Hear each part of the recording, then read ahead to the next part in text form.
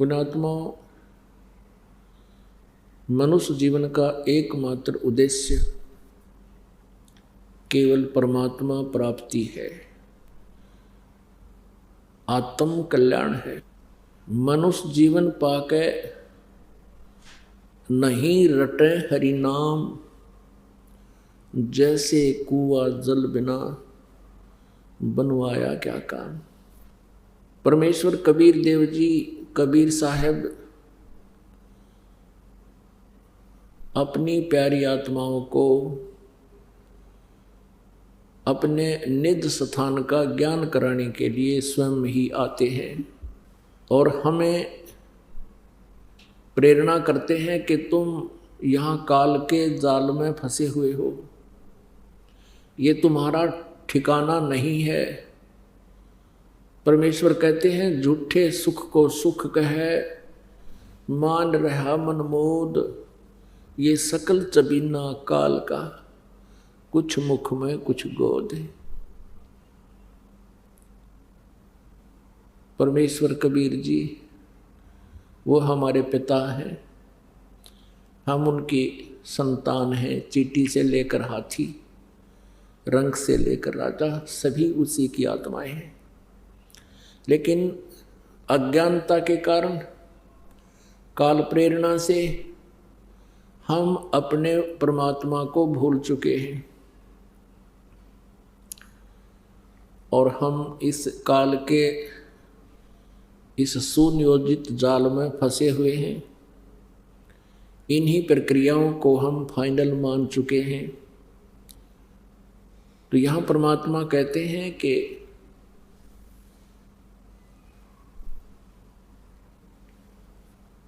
इस झूठे सुख को सुख कहे ये मान रहा मनमोद, सकल चबीना काल का, कुछ मुख में कुछ गोद है।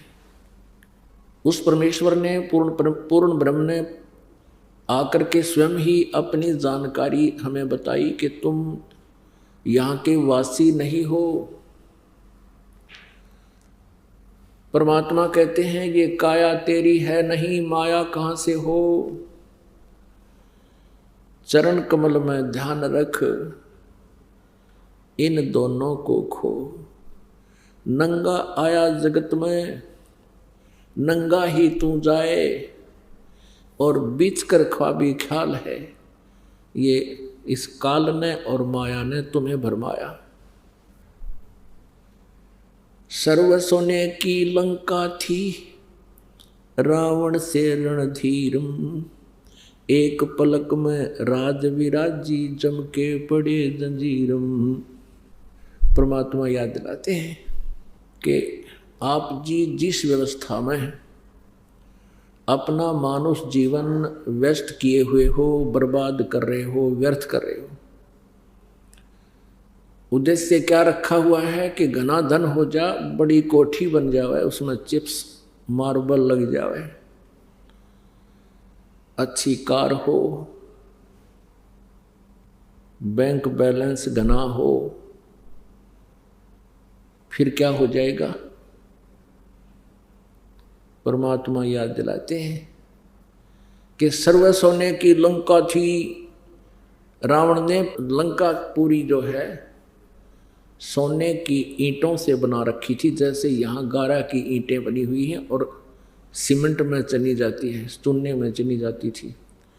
ऐसे सोने की ईंटें, स्वर्ण की, गोल्ड की, और गोल्ड की ही गारा सीमेंट, उसमें उसने महल बना रखे थे अपने। और यहाँ किसी के पास 200 ग्राम सोना हो जाए तो काख पीटता फिरे और इन्हों सोचा बहुत धनवान हो गया। परमात्मा कहते हैं ये भूल है। सारी सोने की लंका थी, रावण जैसे सूरवीर थे।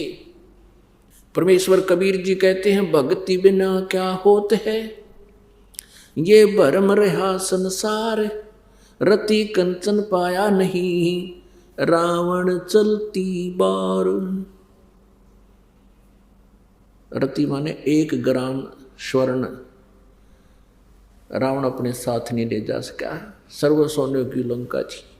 तो क्या बताते हैं, भक्ति बिना क्या होता है, ये भ्रम रहा संसार, रति कंचन 1 ग्राम गोल्ड रावण साथ नहीं ले जा सका जब मृत्यु हुई चलती बार। दूसरी हमारी इच्छा क्या होती है, डिमांड, कि संतान हो, और संतान में भी पुत्र नहीं हुआ तो हम संतुष्ट नहीं होते। इस काल ने हमारे एक ऐसी प्रेरणा भर रखी है, जीव के बस की बात नहीं।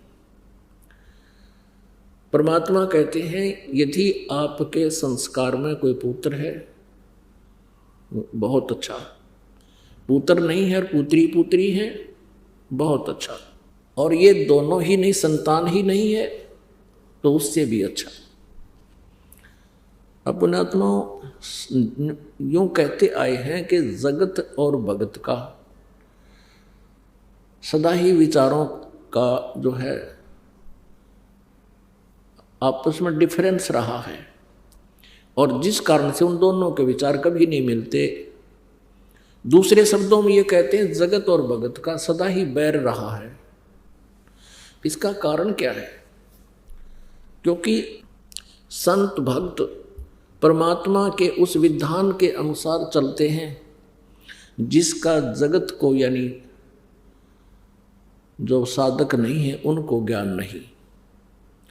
जगत को ज्ञान है केवल काल प्रेरणा का, काल की व्यवस्था का, ज्योति निरंजन द्वारा एक सुनियोजित षड्यंत्र रच के जो फंसा रखे हैं, केवल वहीं तक वह सीमित है। इसलिए ये शब्ददास ने कहा कि जिनके संतान नहीं है वो बहुत ही अच्छा, और है वो भी अच्छा, पुत्र है वो भी अच्छा, पुत्री है तो भी अच्छा, लेकिन संतान बिल्कुल नहीं है बहुत अच्छा। क्योंकि यदि आप भक्ति करना चाहते हैं तो परमात्मा के विधान से आपको परिचित होना पड़ेगा, उस पर विश्वास करना ही पड़ेगा। हम यहाँ एक दूसरे के साथ संस्कारों के कारण जुड़े हुए हैं, और संस्कार से ही कोई पुत्र बनता है, कोई पुत्री बनती है। संस्कार से ही हम एक दूसरे के नाती बनते हैं, कोई साला बनता है, कोई दामाद बनता है, कोई ससुर बनता है, कोई सास बनती है। कहने का भाव यह है कि हम एक दूसरे से के साथ हमारे संस्कार जुड़े हुए हैं, जिस कारण से हम यहाँ संयोग से जुड़ते हैं, उस पूर्व जन्म के संयोग से, उन संस्कारों से हमारा फिर संयोग बन जाता है, हम यहाँ एक दूसरे के साथ जुड़ जाते हैं। एक उदाहरण देते हैं। एक व्यक्ति था, किसान था, उसको एक पुत्र प्राप्त हुआ, उसकी पत्नी की मृत्यु होगी, उसने दूसरा विवाह करवाया,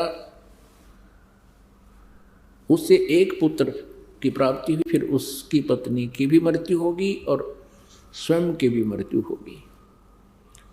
बड़ा लड़का जो था वो पहले वाली पत्नी से था, और दूसरा दूसरे वाली पत्नी से हुआ। उनकी आपस में एज फैक्टर में कम से कम भी 10-12 वर्ष का अंतर था। छोटा लड़का 12 वर्ष का हुआ तो बड़े बड़े लड़के का विवाह हो चुका था। छोटे वाला लड़का यानी उसका छोटे वाला भाई बीमार हो गया। अब उन दोनों ने बहुत कुछ इलाज करवाने की चेष्टा की, भाई और भाभी ने, लेकिन इलाज भी करवाते रहे। फिर कुछ दिन के बाद उनके मन में दोष आ गया कि यदि ये अब मृत्यु को प्राप्त हो जावे तो सारी जमीन अपनी ही रह जावे, सारी संपत्ति अपने पास रह जावे, और अब ये बीमार चल ही रहा है, सभी को पता है। तो उन्होंने क्या स्कीम बनाई, एक डॉक्टर से बात कर ली। डॉक्टर ने 500 रुपये लिए और उसको विष दे दिया छोटे भाई को, उसकी मृत्यु होगी।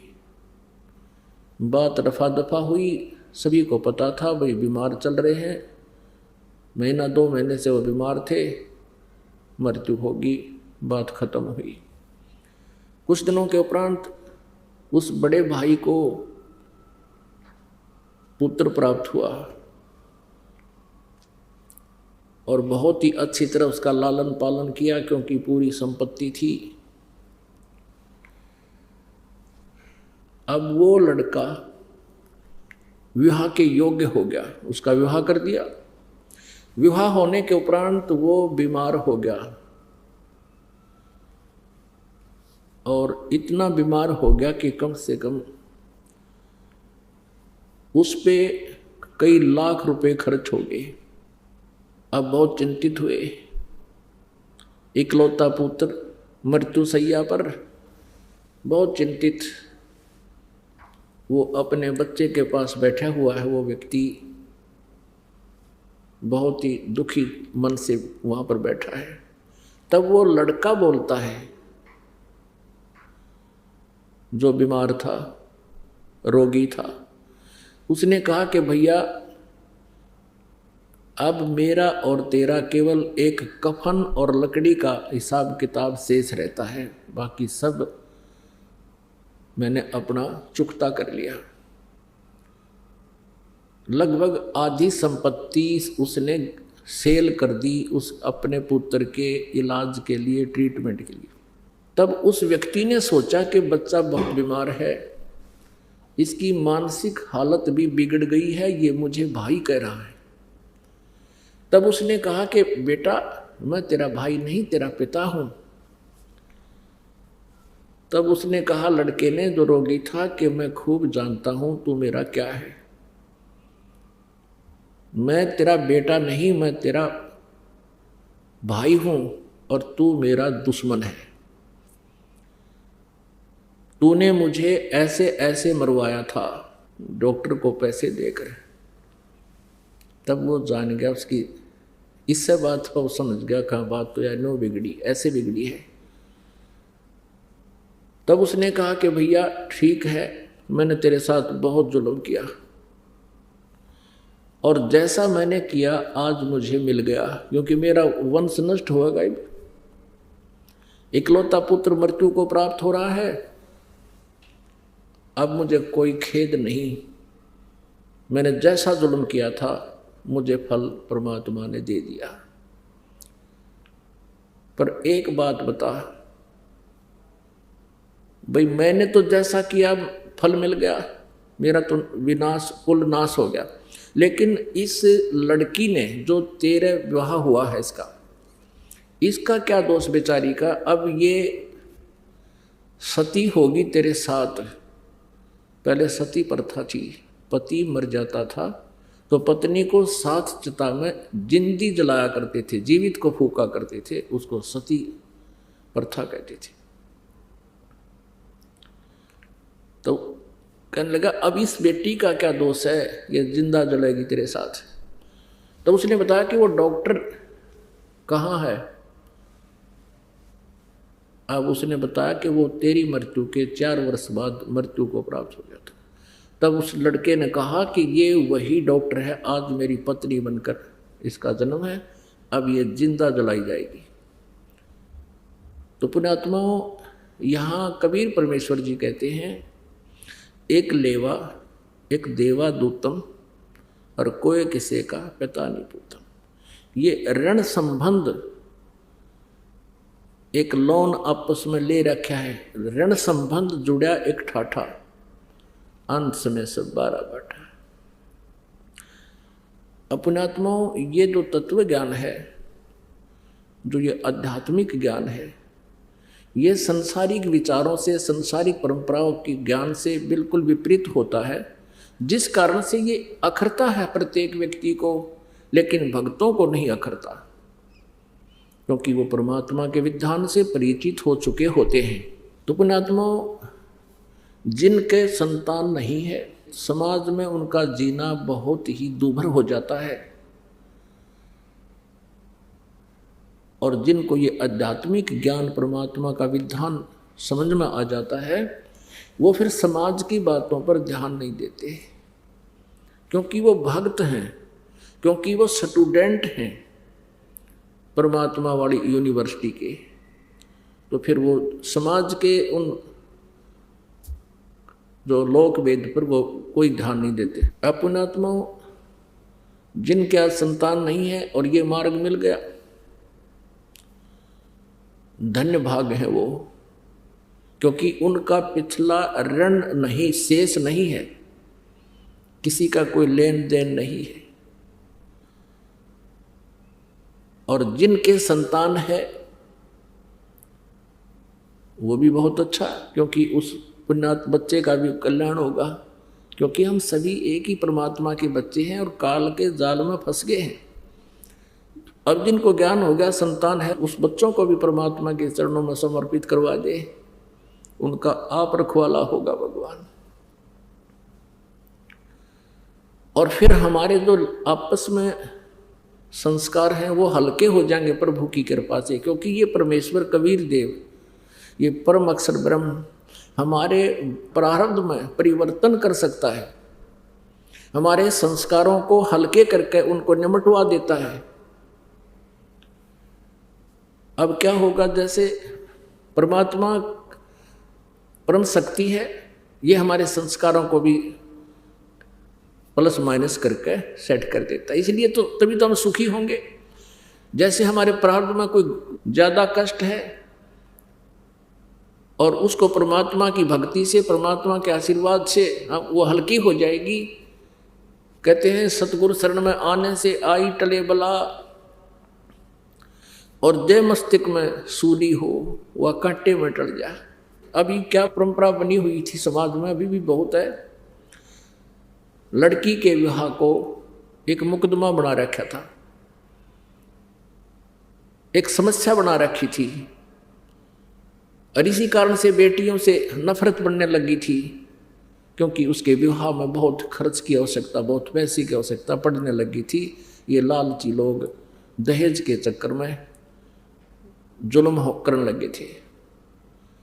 और वो होता क्यों है, क्योंकि जैसे बहुत से ऐसे व्यक्ति हैं जो पैसे ले लेते हैं, देते नहीं, धोखा कर देते हैं, वो उनको अगले जन्म में वो देना पड़ेगा, ऐसे देना पड़ेगा मनमाना वो दामाद बन कर ले, वो देना पड़ेगा, और कई गुना हो जाएगा तब तक ब्याज ब्यूज लाग गए। तो परमात्मा की शरण में आने के बाद वही विवाह आज आप देख रहे हो, उस परमेश्वर की कृपा से परमात्मा ने हमारा ज्ञान हटा दिया। यहाँ पर बच्चों का विवाह करा दिया जाता है और 5-7 भगत उनके रिश्तेदार आते हैं, घर वाले, और यहाँ आश्रम में उनका 10 रुपये खर्च नहीं होता। सिंपल रोटी जो रोज हम बनाते हैं वही खाएंगे। ये ड्रामाबाजी हमने नहीं करनी, बच्चों का संयोग परमात्मा जोड़ता है। हमारे इस नाटकबाजी से विवाह नहीं होता, विवाह तो मालिक ने कर रखा होता है। और वचन से बच्चे एक दूसरे से जोड़े जाते हैं। जो लाखों रुपए में विवाह हुआ करता था, यहाँ वो फ्री ऑफ कॉस्ट हो रहा है। तो संस्कार चेंज कर दिए परमात्मा ने, वो हमारा लेन देन खत्म कर दिया, और एक न्यारी उमंग होती है ऐसे सिंपल ब्याह करने में। तो पुण्यात्माओं, जिनके संतान नहीं है और ये भक्ति मार्ग जिनको मिल गया, उनको विश्वास भगवान पर हो गया कि जो मालिक कहता वो सही है, उनका कल्याण तो होया पड़ा है। और दूसरे जिनकी दृढ़ विश्वास मालिक पर हो गया, संतान भी है, बच्चा ने भी लाओ लाइन पर, कल्याण उनका भी गारंटीड है। लेकिन हमने यहीं तक सीमित नहीं रहना चाहिए कि हमारे संतान नहीं हुई। यदि ये मार्ग ना मिलता, और जिन बहन विशेषकर इस बात को सहन नहीं करती, और वो सहन करना चाहें तो संसारिक लोग कोई ना कोई इंजेक्शन जरूर ला दे रोज या तीसरे दिन, या तो कोई पड़ोसन आवेगी पूछेगी एक बहू का कोई बालक नहीं हुआ, 5 वर्ष हो गए ब्याह ने, तो ये तो कहेंगे कि ना कोई दया नहीं हुई भगवान की, एक जातक तो चाहिए था। अब वो तो इंजेक्शन ला के चली जा, पाछे तो वो पुत्र वधू वो बेटी बहुत देर तक रोती है, सोचती है भगवान मेरे से क्या गलती बन गई। मुझे संतान क्यों नहीं मिली, एक संतान मिल जाती दुनिया का मुंह बंद हो जाता। अब यदि ये ज्ञान समझ में आ जाता फिर तो बातें खत्म होगी, कोई कुछ भी बांटो, कहीं जगह तो नींद में बांट रहे हैं कहते रहेंगे।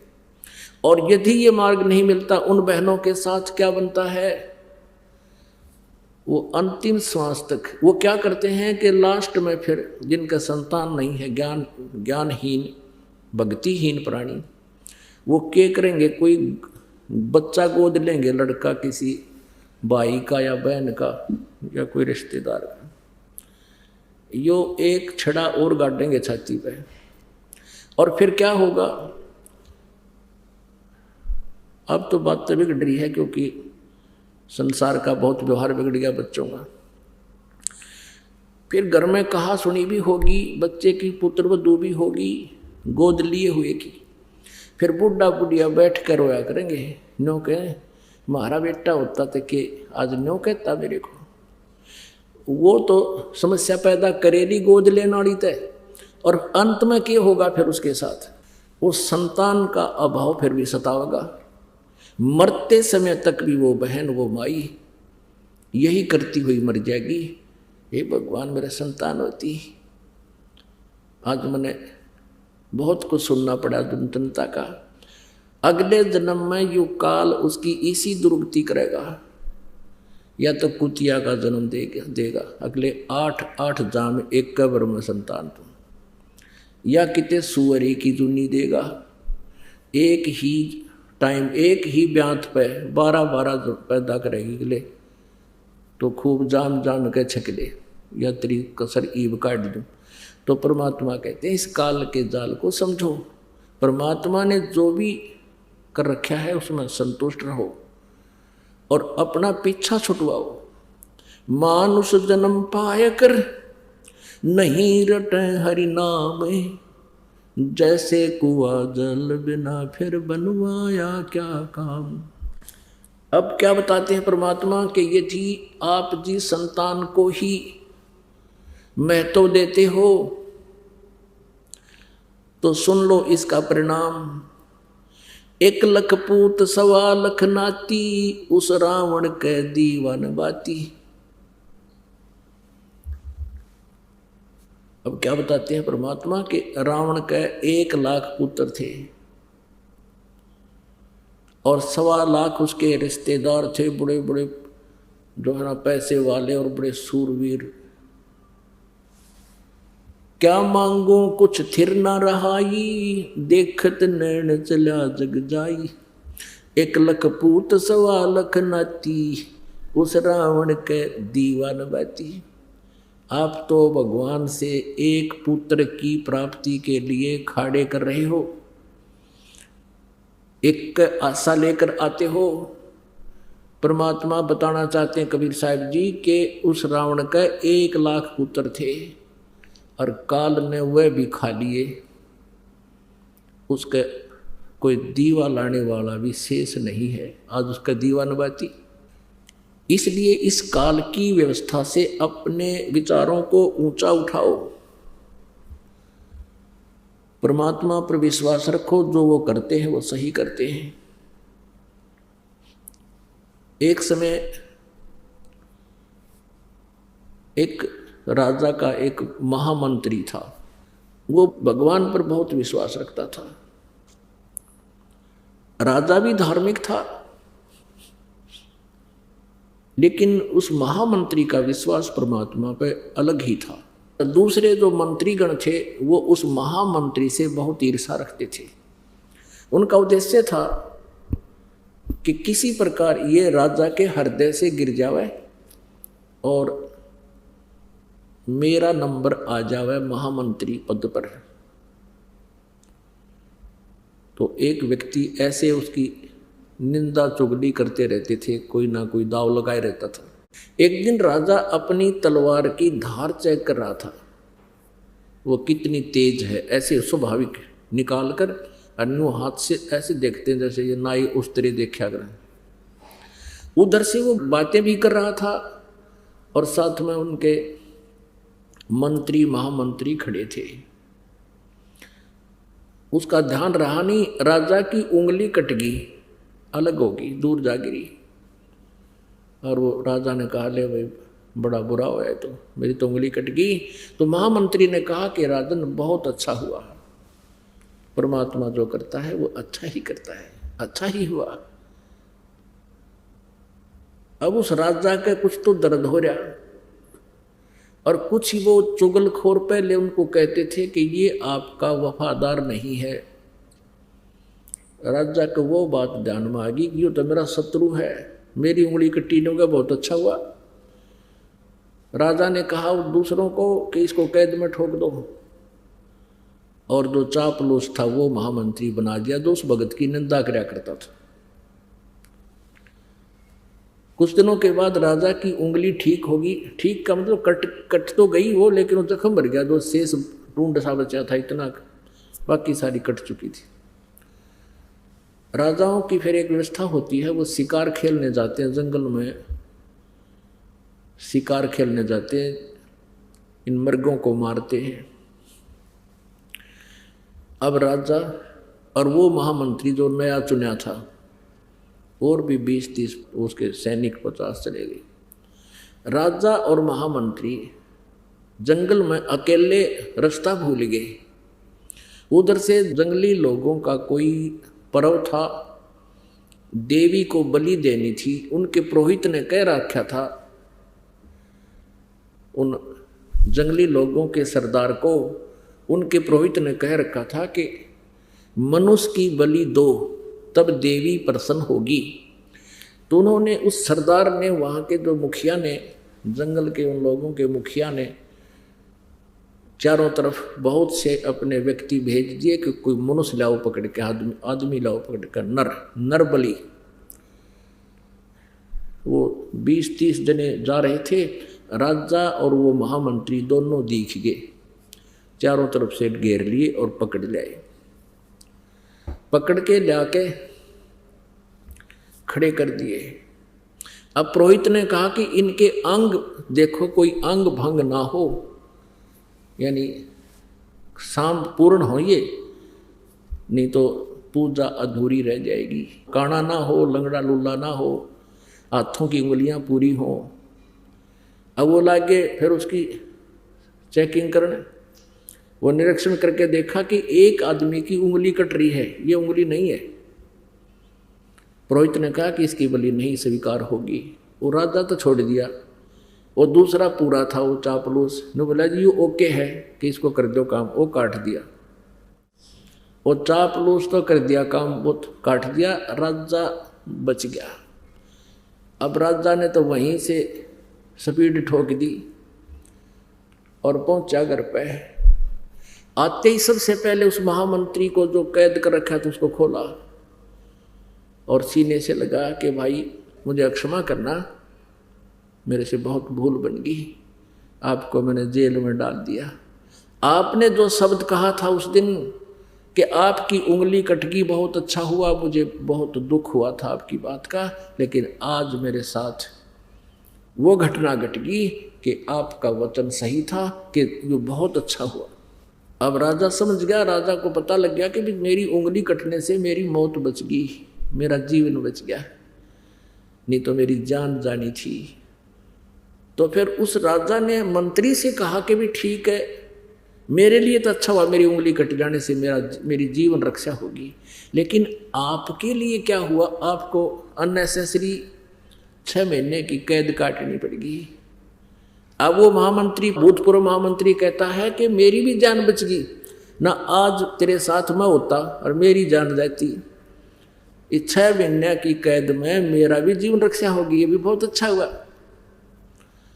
तो पुण्यात्माओं, ये भले ही कथाएं हों और भले ये सच्चाई है, लेकिन ये विधान परमात्मा का ऐसा ही है, हमने इसको सत्य ही मानना पड़ेगा। तो किसी के साथ कोई ऐसी घटना घट भी जाती है तो इन परमात्मा के जो दिए हुए फार्मूले हैं, इनको तुरंत अप्लाई कर लिया करो अपने माइंड में, 90% टेंशन खत्म हो जाएगी। और फिर रिजल्ट देखना परमात्मा का। कहते हैं दुआर धनी के पड़ा रहे और धक्के धनी के खावे, 100 काल झकझोल ही पर द्वार छोड़ नहीं जाए। एक ये फार्मूला है, राम नाम रटते रहो, राम नाम रटते रहो, जब तक घट में प्राणी, कभू तो दीन दयाल के भनक पड़ेगी कान। अब ये दूसरा फार्मूला है कि परमात्मा के आगे उसके चरणों में पड़े रहना, आखिरी श्वास तक भक्ति करते रहना। और कोई भी मान ले आपके ऊपर आपत्ति है तो कहते हैं कदे तो दीन दयाल कहे भनक पड़ेगी कान। कभी तो सुनेगा दाता हमारी, और अवश्य सुनेगा। वो सबकी सुनता है, भक्तों के लिए तो वो अपना सतलोक त्याग कर यहाँ आ जाता है। तो पुण्यात्मा, परमात्मा ने कहा कि राम नाम रटते रहो। परमेश्वर ने स्वयं ही हमें एक तत्वदर्शी संत बनकर हमें समझाया है, अपना ही डबल रोल करके कहा है कि राम नाम रटते रहो जब तक घट में प्राण, और कभू तो दीन दयाल के भनक पड़ेगी कान। तो कौन से राम का जाप जपना चाहिए? अब यहां समस्या आती है। अब हमने अनेक राम यानी देव भगवान सेलेक्ट कर रखे हैं जिनकी हम पूजाएं करते रहे। भगवान ब्रह्मा जी जो रजोगुण है, भगवान विष्णु जी जो सतोगुण है, भगवान शिव जी जो तमोगुण है। ये हमारे पवित्र हिंदू धर्म के प्रधान देवता हैं। इनके बारे में अभी तक लोक वेद सुनाया जाता था इन अज्ञानी गुरु ऋषि महर्षियों और ब्राह्मणों के द्वारा कि ये अजरो अमर हैं, इन्हीं की पूजा करनी चाहिए। अब हमने राम सेलेक्ट करना है, हमने भगवान सेलेक्ट करना है, किसकी पूजा करनी चाहिए जिससे हमारा जन्म और मृत्यु का रोग नाश होए, जिस भगवान की भक्ति से हमारे शुभ संस्कार बने, अशुभ संस्कारों का नाश हो, हमारे प्रारब्ध के पाप कर्मों का नाश हो। एक कई बार भक्त प्रसन्न करते हैं कि जैसे भगवान श्री कृष्ण जी अर्थात विष्णु जी ने राजा मोरध्वज के पुत्र ताम्रध्वज को आरे से 2 फाड़ करवा के उसकी मृत्यु हो गई थी, फिर उसको जीवित कर दिया था। तो वो भक्त कहते हैं क्या भगवान श्री विष्णु अर्थात श्री कृष्ण जी में शक्ति नहीं है? ये भी तो दुख दूर कर सकते हैं। अब पुण्यात्माओं, अब मोरध्वज राजा के पुत्र को जीवित करके दुख दूर क्या किया? वो तो दुख पैदा किया श्री कृष्ण ने जाके, और जाके कह दिया हमारे शेर का आहार तुम्हारे परिवार में से एक आदमी हो। और लास्ट में लड़के के ऊपर अब फैसला कर दिया तुम अपना लड़का काटो मेरे शेर के लिए, सिंह के लिए। अब उसने तो समस्या पैदा कर दी जाकर, उनके जी ने सुख के कराया, वो लड़का जीवित कर दिया। अपने आत्माओं, ये 16 कला के भगवान हैं और ये चतुर्भुजी भगवान है। एक छोटा मोटा सिद्ध भी ऐसी क्रियाएं कर देता है। गोरखनाथ जी ने अपने गुरु मच्छंदर नाथ जी की अस्थि उठा के उनका शरीर फूंक दिया गया था, उन अस्थियों से ही उसको पुनर्मनुष्य बना दिया और जीवन दान दे दिया। तो यहाँ कहने का भाव ये है कि और वही श्री कृष्ण जी जिसने मोरध्वज के राजा के पुत्र ताम्रध्वज को जीवित कर दिया आरे से चरवा कर मृत्यु के उपरांत, वो अपने सगे भांजे अभिमन्यु को जीवित नहीं कर सके। श्री कृष्ण अर्थात विष्णु जी जो सुभद्रा पुत्र थे अभिमन्यु जी, महाभारत के युद्ध में चक्रव्यूह में उनकी मृत्यु हो गई थी, पांडवों का कुल नाश हो रहा था। श्री कृष्ण रो रहा था, सुभद्रा रो रही थी। पांचों पांडवों के आंसू टपक रहे थे। श्री कृष्ण जीवित नहीं कर सके, कारण क्या है? परमेश्वर कबीर जी ने बताया है कि उस ताम्रध्वज लड़के के श्वास शेष थे, यानी उसकी आयु शेष थी, और उस अभिमन्यु की आयु शेष नहीं थी। उसके प्रारब्ध में इतना ही आयु था और वहीं उसकी मृत्यु निश्चित थी, जिस कारण से अभिमन्यु को श्री कृष्ण जीवित नहीं कर सके। मासा घटे न तिल बधे, विद न लिखे जो लेख, सच्चा सतगुरु मेट कर ऊपर मारे मेख। तो कबीर देव जी, कबीर परमेश्वर जी यदि हमारी आयु शेष ना हो उसको भी आयु प्रदान कर सकते हैं। और इस दास के इस आध्यात्मिक जीवन काल में एक नहीं हजारों की संख्या में ऐसे उदाहरण है यहाँ इस संगत के अंदर, जिन्होंने सच्चे दिल से भगवान की नियमित मर्यादा में रहकर साधना की है, उनकी कह करके आयु बढ़ा रखी है पुण्यात्माओं। और यही वेद प्रमाण देते हैं कि पूर्ण परमात्मा अपने साधक की आयु को भी बढ़ा देता है। अब थोड़ा सा प्रमाण वेद दिखाते हैं आपको। कबीर परमेश्वर जी ने अपनी प्यारी आत्मा धर्मदास जी से कहा था कि धर्मदास, वेद मेरा भेद है, मैं मिलूं वेदन से नाही, और जौन वेद से मैं मिलूं वो वेद जानते नहीं। ये चारों वेद मेरी ही महिमा का गुणगान कर रहे हैं, लेकिन इन वेदों में वर्णित विधि से मेरी प्राप्ति नहीं हो सकती। और जौन से वेद में, जौन से सदग्रंथ में, यानी सच्चिदानंद घन ब्रह्म की वाणी में, सूक्ष्म वेद में, उसको सूक्ष्म वेद बोलते, सूक्ष्म वेद में परमात्मा कबीर देव जी के पाने की पूरी विवरण है। और वो वाणी, वो सूक्ष्म वेद परमात्मा ने अपने मुख कमल से, अपने मुखारविंद से स्वयं ही बोलकर सुनाया और लिपिबद्ध करवाया हुआ है।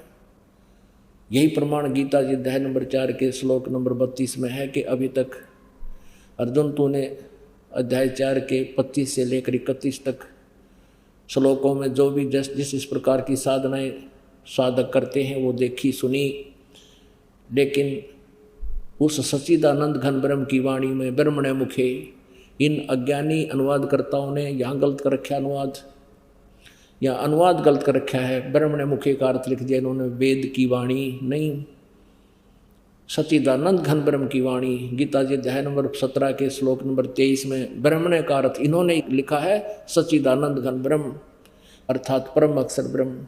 यहाँ चौथे अध्याय के 32वें श्लोक में ब्रह्मणे मुखे का अर्थ है सच्चिदानंद घन ब्रह्म की वाणी, यानी कबीर वाणी में सूक्ष्म वेद में बहुत विस्तार के साथ आध्यात्मिक यज्ञों की जानकारी है। यज्ञ माने धार्मिक अनुष्ठानों की जानकारी है, वो तत्व ज्ञान है।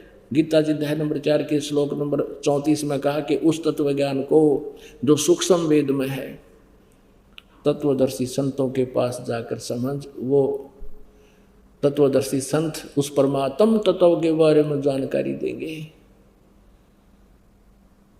तो उस परमेश्वर ने कहा था कि जौन वेद से मैं मिलूं वो सूक्ष्म वेद है, वो सच्चिदानंद घन ब्रह्म की वाणी है। कहते वो इन चारों वेदों में नहीं है, वह वेद जानते नहीं। अब देखिएगा ऋग्वेद भाषा भाष्य द्वितीय भाग, ये किसने अनुवाद किया है, कहाँ से छपा है? प्रकाशक हैं पंडिता राकेश रानी, प्रधान कार्यालय वेद मंदिर, महात्मा वेद भिक्षु सेवा आश्रम, लेखराम नगर अब्राहिमपुर, पोस्ट ऑफिस मुखमेलपुर, दिल्ली। दूरभाष इतने दान संस्थान, ठीक है, दिल्ली से। इसके अंदर इस ऋग्वेद मंडल नंबर 10 सूक्त नंबर 161 का और दूसरा मंत्र है। ऋग्वेद मंडल नंबर 10 सूक्त 161 ये देखिएगा, ये 161वां सूक्त है और इसका मंत्र नंबर 2 है।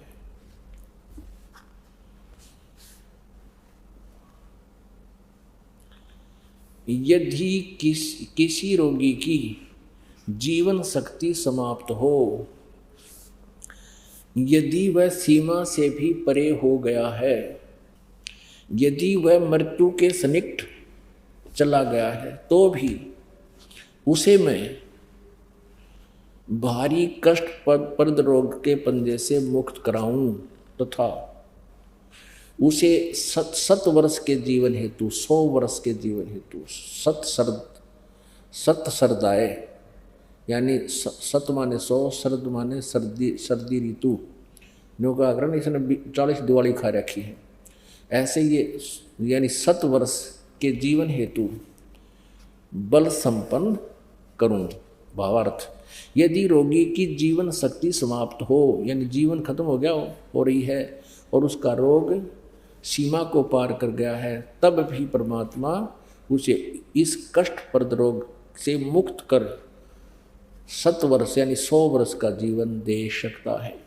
ठीक है, एक और दिखाते हैं।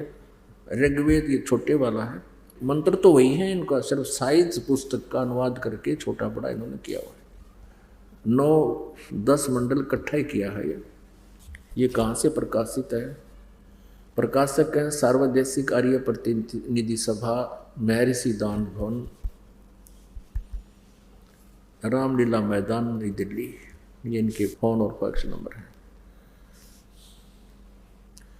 मुद्रक prince offset printers 1510 Pataudi house, त्रियागन, नई दिल्ली से।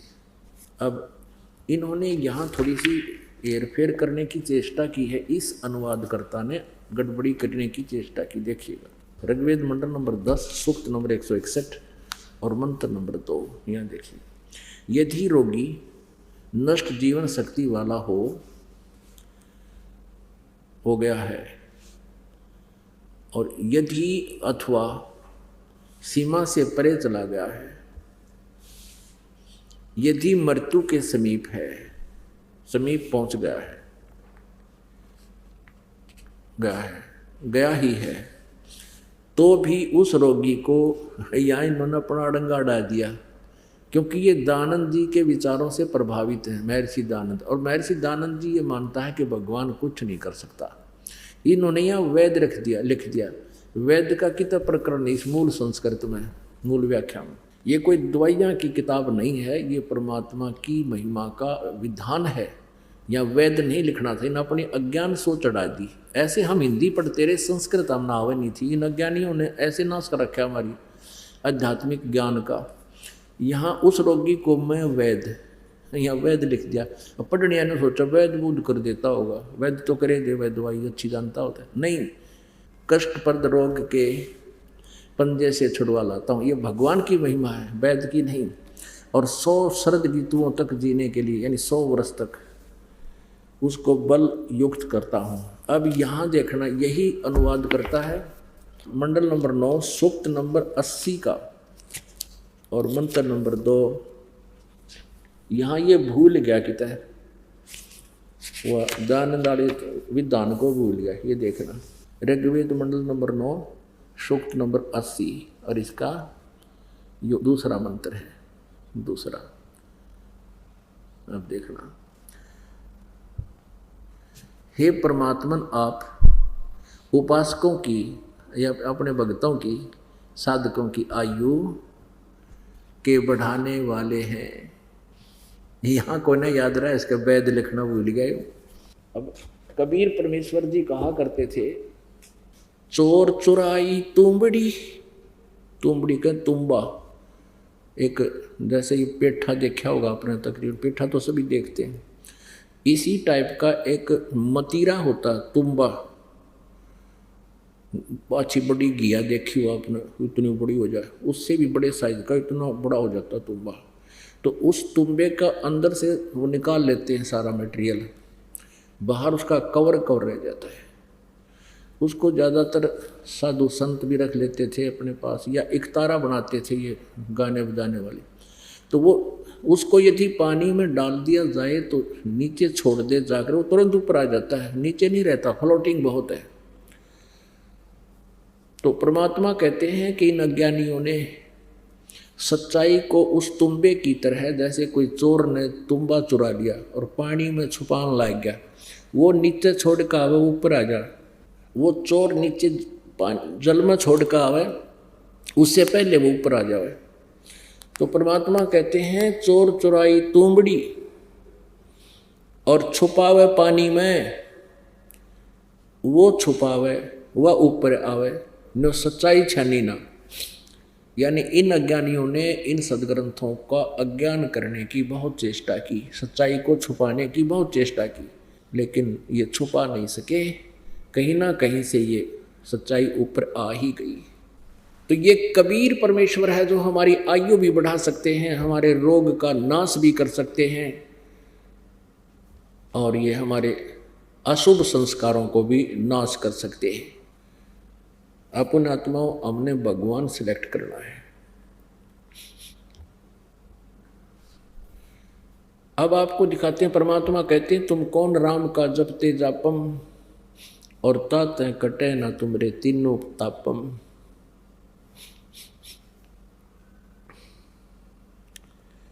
अब गीता जी अध्याय नंबर 7 के श्लोक नंबर 12 से लेकर 15 में इन तीनों गुणों रजगुण ब्रह्मा, सतगुण विष्णु, तमगुण शिव जी की भक्ति करने वालों के विषय में कितनी शानदार निर्णायक व्याख्या की है कि जो इन तीनों देवताओं की, ब्रह्मा जी की तो पूजा कोई करता ही नहीं, ज़्यादातर श्री विष्णु जी और इनके अवतार श्री रामचंद्र जी, श्री कृष्ण जी की ही पूजा करते हैं, और या फिर भगवान शंकर की इनके साथ साथ करते हैं। अब इन तीनों की भक्ति हमने करनी चाहिए या नहीं, इसका निर्णय भी सदग्रंथ ही देंगे। जैसे श्रीमद् भगवत गीता जी अध्याय नंबर 16 के श्लोक नंबर 23 में कहा कि जो शास्त्र विधि को त्याग कर मनमाना आचरण करते हैं उनको न तो सुख होता है न उनको कोई सिद्धि प्राप्त होती है और न ही उनकी गति होती है, यानी यूजलेस, व्यर्थ। फिर 24वें श्लोक में कहा है 16वें अध्याय में कि इससे तेरे लिए अर्जुन कर्तव्य और अकर्तव्य की व्यवस्था में सदग्रंथ ही प्रमाण है। यानी सदग्रंथों में, शास्त्रों में जो लिखा है उसको फाइनल मानना, किसी की लोक वेद पर विश्वास मत करना। अपन आत्माओं, अब आप जी के रूबरू वो व्याख्या करते हैं जिसमें हमारे सदग्रंथ पवित्र श्रीमद् भगवत गीता जी इन तीनों गुणों रजगुण ब्रह्मा जी, सतगुण विष्णु, तमगुण शिव जी के पुजारियों के बारे में क्या कहा है, इनको क्या उपमा दी है। अब अपने सदग्रंथ पढ़ते हम। एक विशेष रजाकरी परमात्मा ने हमें शिक्षित किया, शिक्षित करके अब सदग्रंथों का खजाना हमारे सामने खोल दिया। सदग्रंथ सत्य हैं, वेद कतेब झूठे नहीं भाई, झूठे हैं जो समझे नाही। झूठे तो वो हैं जो इनको समझ नहीं सके। ये शास्त्र गलत नहीं है। देखिएगा श्रीमद् भगवत गीता, जय दयाल गोविंद का इसके अनुवादक है। गीता प्रेस गोरखपुर से ये छपी है, प्रकाशित है। अब हम अपने सदग्रंथों को स्वयं पढ़ेंगे। पहले ये नकली गुरु हमें गलत बताते रहे। 7वां अध्याय अथ 7वां अध्याय प्रथम मंत्र में गीता ज्ञानदाता कहता है, हे पार्थ, अनन्य प्रेम से मुझ में आसक्त चित्त